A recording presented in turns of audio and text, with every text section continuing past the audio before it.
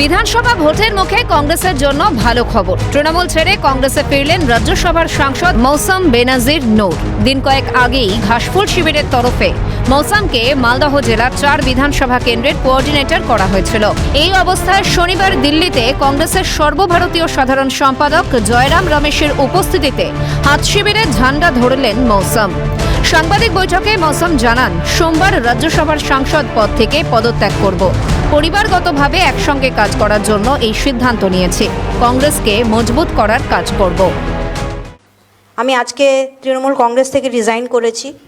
আমাদের নেত্রী মমতা বন্দ্যোপাধ্যায়, ওনাকে তৃণমূল কংগ্রেসের নেত্রী, ওনাকে আমি রেজিগনেশন লেটার অলরেডি পাঠিয়ে দিয়েছি এবং রাজ্যসভা থেকেও আমি রেজিগনেশন লেটার অলরেডি রেডি করে নিয়েছি। সোমবারে নিজে গিয়ে জমা দিয়ে দেব।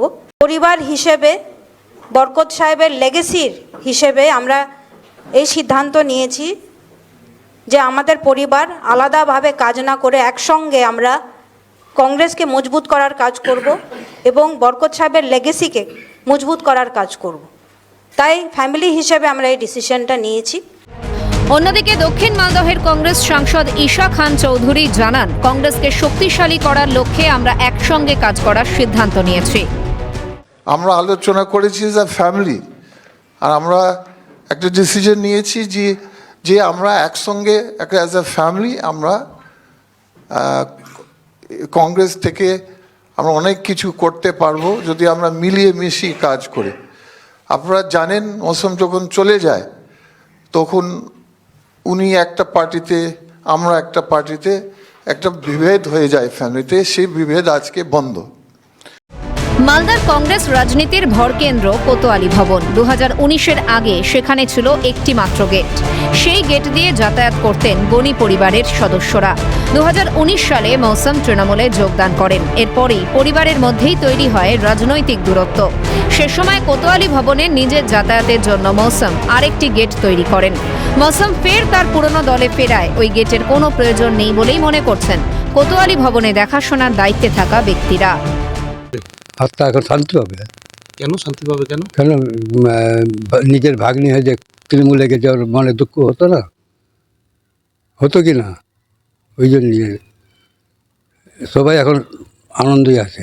মনে করে যে হলো তো এখন আনন্দতে সবাই করে, ওর আনন্দ হচ্ছে উপর থেকে বা উপর মহল থেকে, বা আনন্দ করছে যা আমার ভাগ্নি আবার ফিরে আসলো।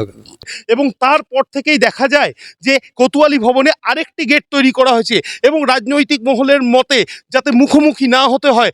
একই পরিবারের সদস্য যেমন কংগ্রেসে রয়েছেন তেমনি তৃণমূলে রয়েছেন। সেই কারণেই মৌসম নূর তার অংশ, অর্থাৎ কোতোয়ালি ভবনের পশ্চিম দিকে যে অংশটি রয়েছে যেখানে তিনি বসবাস করেন, সেইখান দিয়ে আরেকটি গেট করেন এবং এই গেট দিয়ে তার গাড়ি যাতায়াত করত। তিনি আবার বেশ কয়েক বছর কেটে যাওয়ার পর আবার তিনি ফিরে এসেছেন সরাসরি এবার কংগ্রেসে। সেই জানুয়ারি মাস, 6 বছর আগে এই জানুয়ারি মাসেই তিনি চলে গিয়েছিলেন তৃণমূলে 2019 সালে।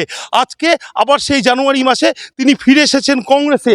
এই সেই গেট কোতোয়ালির মূল ভবন, আর কোনো অতিরিক্ত গেটের প্রয়োজন নেই। বিধানসভা ভোটের মুখে মৌসুমের ঘর ওয়াপসিতে মালদহের রাজনীতিতে সুদূর প্রসারী প্রভাব পড়তে পারে বলে মনে করা হচ্ছে। মৌসুমের এই ঘরবদল কি কংগ্রেসের মরা গাঙে জোয়ার আনতে পারবে? এটা কি রাজ্যে কংগ্রেসের ঘুরে দাঁড়ানোর ইঙ্গিত? গণি পরিবারকে ঐক্যবদ্ধ করে ফের লড়াইয়ের ময়দানে কংগ্রেস? প্রশ্ন রাজনৈতিক মহলে। ইন্দ্রাণী দাশগুপ্ত, রাজা সাহা ও সমক লাহিড়ীর রিপোর্ট, ক্যালকাটা নিউজ।